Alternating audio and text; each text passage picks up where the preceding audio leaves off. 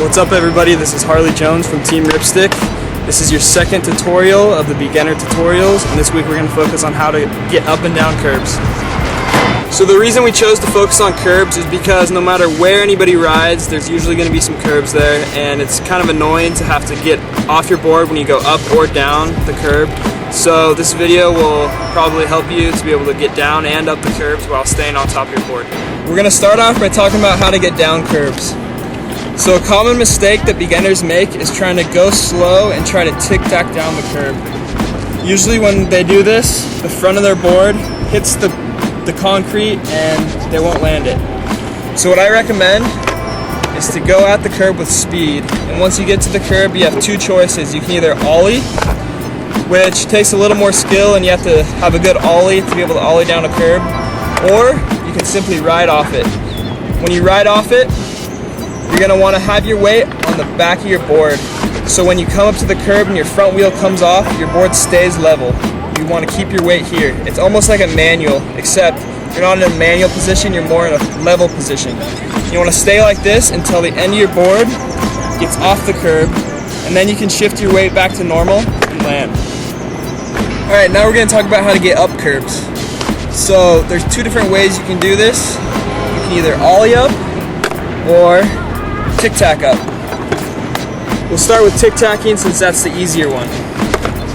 Okay, for tic-tacking you want to approach the curb with a moderate amount of speed, and you want to start lifting the front of your board when you're about a foot away from the curb, right here.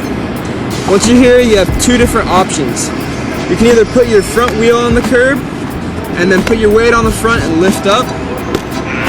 But what I like to do, which is a little easier, is go all the way until your board is on the curb and then put your weight on the front and then lift up. But when you do the second method, you have to do it in one fluid motion so you don't stop right here. You have to do it in one fluid motion so you keep your speed and roll. The next option you have to get up curbs is to ollie. This is definitely harder than tic-tacking, but once you get it down, it's fun.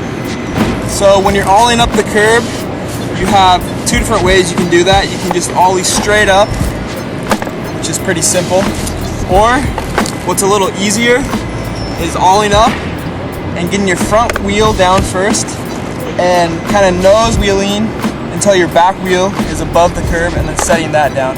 That's what I like to do. You don't have to ollie as far, so I'll demonstrate that right now.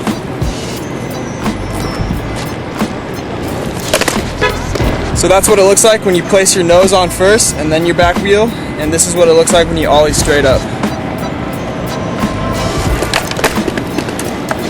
Always make sure to watch out for cars, especially when you're coming down the curbs. And when you're practicing this trick or any other trick, just remember, safety first. So those are pretty much all the tips I have for you guys on getting up and down curbs. Just remember, practice, practice, practice, but above all, have fun.